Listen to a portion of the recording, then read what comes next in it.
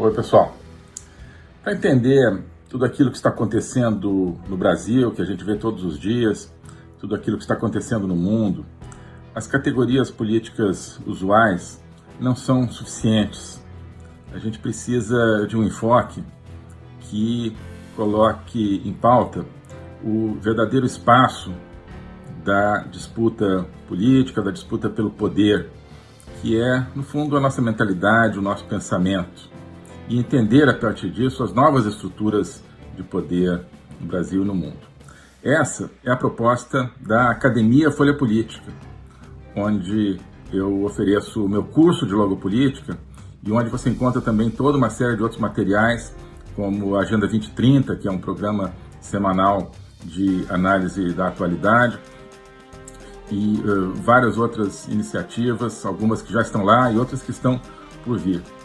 Por isso, nesses dias agora, eu queria te convidar para se inscrever, se tornar membro desse projeto, que é um projeto de construção de um conhecimento sobre a realidade do poder, como entender, como resistir a um poder avassalador que está tentando dominar a nossa própria maneira de viver e maneira de pensar. Então, você pode aproveitar agora, nesses dias de carnaval, a promoção da Academia Folha Política. Nessa promoção, você, com R$ 336, adquire a anuidade completa da Academia Folha Política, com todo esse conteúdo que eu mencionei, o curso de logopolítica, Agenda 2030 e vários outros materiais, inclusive materiais que vão ser introduzidos ao longo desse ano. Tá? Então, para entrar nesse projeto com essas condições especiais, R$ 336 por ano, para ser membro dessa academia, basta clicar aqui na descrição, no link, e entrar nessa aventura de conhecimento e de transformação. Tá bom? Um abraço. O Ney está aqui dizendo o seguinte: Ernesto, os soviéticos contaminaram o Ocidente com a mentira. Perfeito. Nesse processo, agora os totalitários estão a roubar a mente e a alma. Perfeito, perfeito, Valdinei. Os soviéticos plantaram a mentira, desde os anos 20, na verdade, mas sobretudo desde os anos 60. E tudo isso que está brotando de climatismo, de ideologia de gênero, de racialismo, isso tudo são frutos dessa árvore podre que os soviéticos plantaram. Mas hoje isso está avançando de uma maneira que a gente não imaginava, porque isso vai avançar de maneira que a gente não percebe. Né? Na época, a União Soviética, tal, então isso aqui cheira a propaganda soviética. Hoje isso já se perdeu essa origem. Né? Falei aqui numa última live, né, sobre a teologia da libertação, que é oriunda da União Soviética, de uma programação da KGB. As pessoas esqueceram, né? E não veem mais isso. Isso aumenta o mal que essas coisas podem fazer. O Mauro Marcos está dando boa noite aqui de ex-Dona Isabel, atualmente Bento Gonçalves. Eu não sabia que Bento Gonçalves tinha tido esse outro nome. Boa noite aí, Mauro. Então, o Refúgio Verde, lembra que estão tentando tirar o nome da mãe? Pois é, estão tentando tirar a palavra mãe, a palavra pai. Isso vai junto com você. É a questão do Ravel, né? Você cria palavras falsas, né? Progenitor 1 e progenitor 2 são palavras falsas. A palavra verdadeira é pai e mãe. Então, ao você manipular as palavras falsas, você corrói o sentimento da pessoa, você amarra o sentimento das pessoas. E pai e mãe, né, é um dos elementos, família, é um dos elementos que nos tira também fora do Estado. Nos tira fora do culto ao Estado. O pai e mãe, família, concorrem com o Estado. Marx, né, mostrei isso aqui, Marx, né, lá no começo do marxismo, fala que tem que acabar com a família, isso não é alguém que está dizendo, não. E até hoje eles praticam isso. Então, daqui a pouquinho vamos ter que terminar, vou ler mais umas coisas aqui. A Raquel Veloso pergunta: senhor Ernesto, por que eliminar o opositor? A gente está falando do Navalny, né, na Rússia. Se já estava preso. Haveria alguma instabilidade popular que esteja preocupando a democracia russa? Então, você pode dizer que eles estão aproveitando um momento, que sempre quiseram eliminar o Navalny, né? e então aproveitaram o momento em que tem, né, toda a questão de guerra e tal, como um pouco uma cortina de fumaça, então no dia seguinte a notícia já não vai respirar tanto. Como estão em situação de guerra, eles tiveram o pretexto para ir lá e prender as pessoas que se manifestaram a favor do Navalny depois da morte dele, né? As pessoas que foram lá, né, querendo colocar flores e tal, foram presas, como eu mostrei no meu canal, né, nos meus canais, Twitter e Instagram, etc. Quem não acompanha, vale a pena acompanhar, porque a gente está sempre colocando lá algumas notícias interessantes, né? Mas, enfim, então, talvez tenham escolhido, esperado esse momento para eliminar o Navalny. Tem um outro aspecto interessante, né, que a gente tem que fazer as ligações. Essa entrevista recente do Putin e esse processo de conquistar corações, né, que o Putin está levando a cabo, com a ajuda, infelizmente, de pessoas no Ocidente. No caso do Tucker Carlson, criou uma imagem positiva da Rússia. Então, é curioso, mas esse é um procedimento muito típico desses regimes. Em vez de alimentar esse sentimento, eles querem, digamos, cavalgar esse sentimento. É que eu posso usar essa ideia. Como é que é isso? Mas, olha, mostrar eu que mando, né? Então, é uma técnica psicológica, eu acho. Tá, criei uma impressão positiva em você. Né? Então, agora eu vou fazer uma coisa negativa para você... não para você deixar de ter a impressão positiva a meu respeito, mas para você, digamos, contaminar essa sua impressão positiva. Eu acho que ele achou que esse era o momento. Você desvirtua essa impressão positiva. Não sei se me explico bem, mas eu acho que tem um efeito psicológico de dominação. Tá? Porque se alguém fala uma coisa, achei que esse cara era ruim, mas agora estou achando que esse cara é bom, boa praça e tal. E aí no dia seguinte a pessoa faz uma coisa boa, fala, pô, eu tinha razão e tal. Você cria um ambiente assim sereno, né, e de confirmação. Se você passou a acreditar no dia seguinte que essa pessoa mata o outro, você fica, de certa forma, preso a esse assassinato que ele cometeu. Tá? Você fala, pô, eu acabei de ter uma impressão positiva dele, ele matou.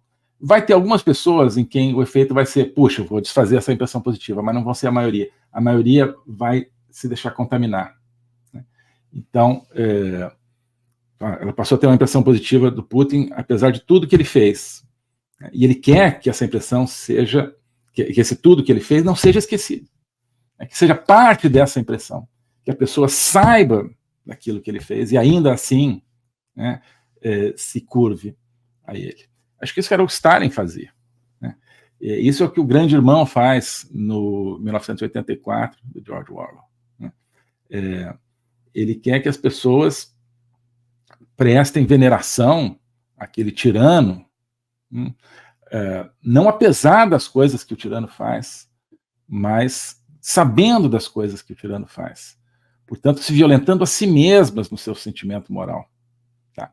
Não sei se estou elaborando demais, mas eu veria de uma maneira assim. Eu acho que tem uma estratégia muito perversa de dominação psicológica aí nessa conjunção. Né? Criar uma imagem positiva e, uma semana depois, mandar matar o Navalny. Tá certo? Então, o Alex lembra que tem muitos opositores russos mortos, e tem mesmo, né? Então, quem simpatiza com o Putin, né, sabe de tudo isso, né, mas meio que tem um prazerzinho pérfido, né? Não, ele é ruim mesmo, eu gosto dele, mas apesar dele ser ruim, não, é porque ele sendo ruim, ele manda matar, mas ele é bom. Você cria assim um perfilzinho de bad boy. Não sei se algumas pessoas se sentem atraídas por isso, né? Mas a gente tem que ver tudo que sai do Putin como possivelmente mecanismo de controle psicológico de KGB. Tá? Não é brincadeira. Tudo. Todas as ações políticas, né, falas e todas as iniciativas. O objetivo não é controlar O objetivo principal não é controlar território, o objetivo principal é controlar a sua mente. Tá certo? Pessoal, tem muita pergunta legal, mas estamos tendo que terminar aqui, já estamos com 2h30. Super obrigado por todos os comentários de todo mundo, tá bom? E realmente, enfim, é bom que vocês estão participando tanto aqui, sinto que não dê para a gente falar com detalhe de todos os comentários, mas é sempre muito rica essa interação com vocês, tá? Então, eu vou só então terminar, acho que tem várias pessoas aqui, alguns acham que tem chance, outros que não tem chance, né? Tem gente falando em emigrar, tem gente falando que tem possibilidade de criar um partido conservador. Eu acho que tem chance, né? Mas só vou reiterar, a chance parte da nossa autointrospecção, né? Primeira coisa, né? E da nossa coragem de ver a verdade das coisas, né? E de dizer a verdade, mesmo incomodando. Acho que essa é a lição aí do Ravel e quero encerrar então com essa sugestão. Tá bom, pessoal? Super obrigado pela presença aqui, pela participação de todos. Vamos em frente, se Deus quiser, tá bom? Vamos depois confirmar na semana que vem os horários aí de aula, de Agenda 2030, o próximo código-fonte também, porque talvez tenha algumas viagens aí. Por outro lado, vão trazer elementos interessantes aqui para vocês, mas podem afetar um pouquinho nossos horários. Tá bom? Mas ficamos juntos de toda forma. E, sobretudo, lembrando quem ainda não é do curso, aproveitar, não sei até quando vai ter essa promoção de carnaval, porque o carnaval já passou, né? Mas para aproveitar e entrar no nosso projeto. Tá bom? Obrigado, fique com Deus, tudo de bom.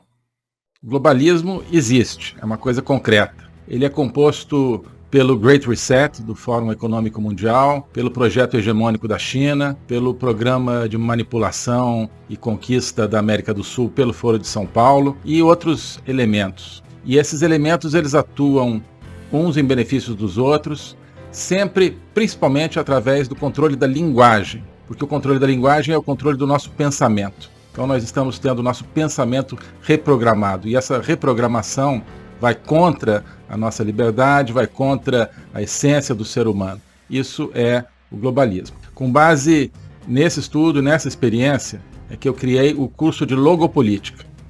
Toda semana eu dou aulas sobre geopolítica, literatura, filosofia, cultura de um modo geral, tudo isso em conjunto formando um espaço de conhecimento que eu denomino a logopolítica, para nós não apenas entendermos a ameaça do globalismo, mas podermos nos contrapor a ela. Se você quiser entrar nesse projeto de conhecer o globalismo e enfrentar o globalismo, clique aqui.